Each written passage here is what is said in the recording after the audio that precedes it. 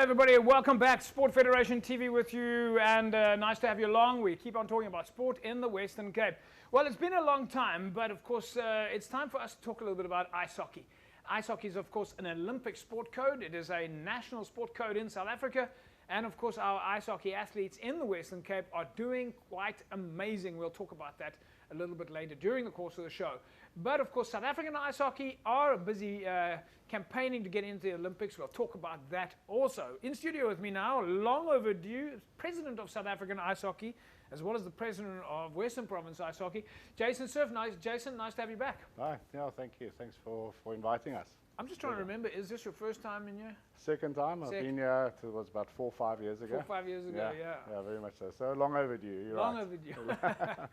And Bjorn Kinding, Bjorn, welcome. Nice to have you in the studio. You're, of course, the national coach for South Africa. That's my job, yeah. Yeah. Yeah. You're originally from Sweden. Sweden, yeah. But I live in Canada since many, many years, yeah. So Canada's, of course, coming. Canada and Sweden, you guys are used to cold weather. Is there any impact on that, considering that ice hockey courts, or do I call it a course, a rink? Ice hockey rinks are all indoors. No, not at all. Like, there are thousands of outdoor rinks in Canada. Yeah. And also there are lakes. And that's where the passion for hockey comes from, that you could play it anywhere 4 or 5 months out of the year. Do people come to you ever and say, do they really have ice hockey in South Africa? Yeah, everyone says that. I think it's even the South Africans. Yeah.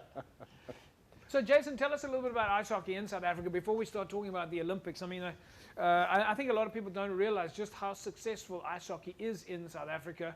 Everything operates, and maybe it's just not a very big sport code, but everything operates with ice hockey in South Africa in a very professional format. You've got organized structures, you've got competitions, you've got teams that are competing internationally, your athletes are getting Protea colors, you've even got buses like the Springbok rugby team. You've got your own bus driving around. I mean, it's quite amazing what South African ice hockey is doing. Look, the bus story takes a lot of convincing, but yes, we've got a pretty good structure in South Africa. Yeah. From the top down in the different provinces. South Africa has been a member of IHF since 1937, so it's been a long time coming. So it's all run voluntary basis. Everyone's got their own day jobs. So yeah, it's run by volunteers, and the structure is pretty good. We've got our national teams in all different levels. So we've got our senior men's, senior women's, under 20s, under 18 men's. And this year, for the first year, we've entered our under 18 girls national team in the International World Championships with IHF. So what's the sort of the age group what's the youngest age group for ice hockey? Well, under 18 would be, on a national level, would be under 18, but on a local level would be anything from under 10, under 12 onwards, yeah. So our starting ages are generally 5, 6 years old for a player. Yeah, and that's, of course, around. What do you need to make that happen? Do you need ice hockey teams in other provinces? Do you need them to also have an under-18 side? Yeah, look, generally what happens is that obviously every province has its own organization, so each province has its own federation, and then it's governed by SA Ice Hockey. Yeah. But we've got clubs in each province that run their own leagues, their local leagues and that.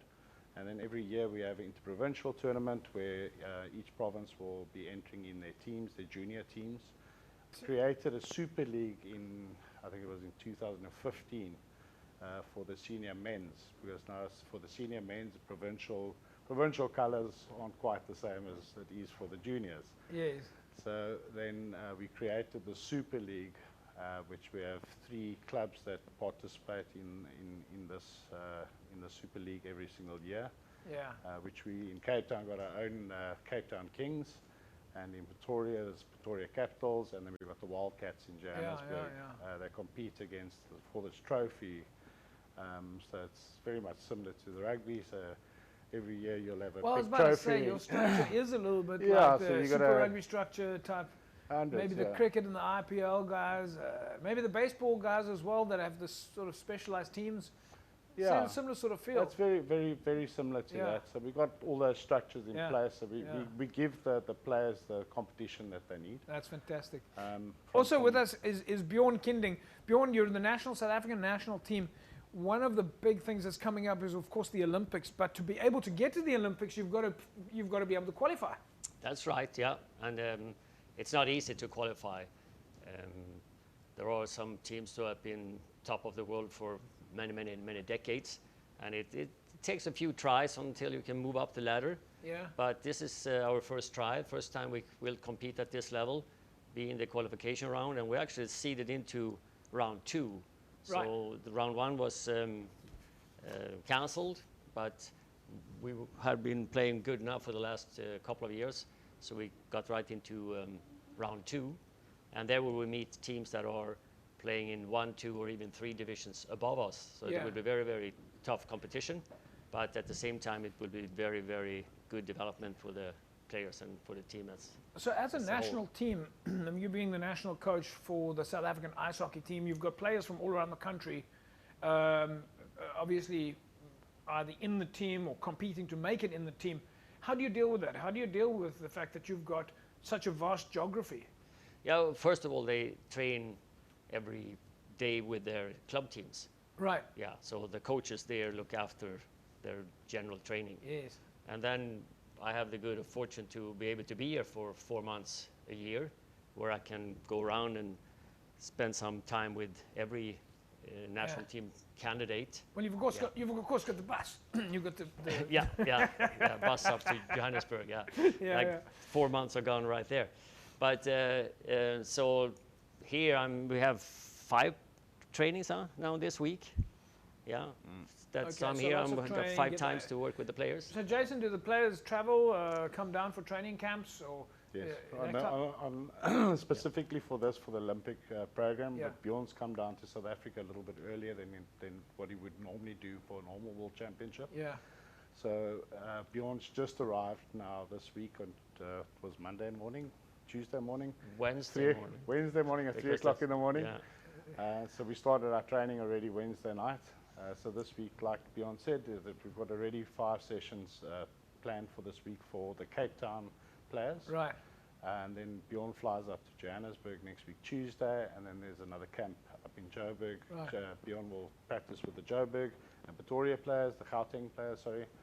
And then the Cape Town players will fly up at the end of next week, and then they'll join together as one team, where they'll start practicing together as a team. And then there's about 3 or 4 camps before they travel to Iceland for the Olympic qualifications. Well, that's where I was going next. Yes. So South Africa is currently really representing South Africa, but also representing Africa.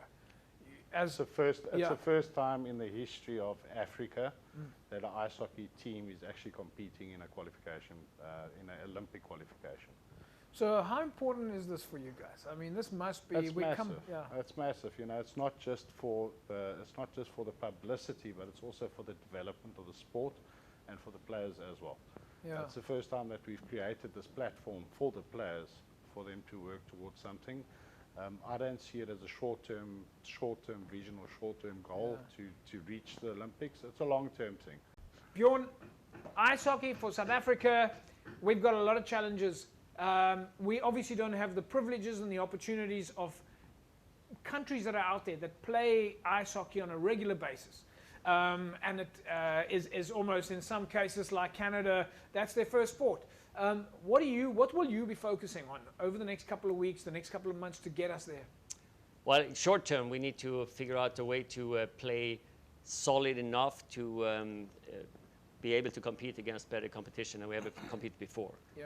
So the players, first of all, have to be extremely well trained, like fit. And most of them have been working very hard on their fitness, but we still have some things to do there. And then we need to be organized in a more solid way than we've been in the World Championships so far. So it's a lot about fitness, and it's a lot about system. Right. Bjorn, we're going to leave it at that. We're going to say to you thanks. Our future is in your hands. No pressure whatsoever. But we'll definitely be looking to see how we do. And we say good luck and welcome back to South Africa. Thank you very much. Thank you.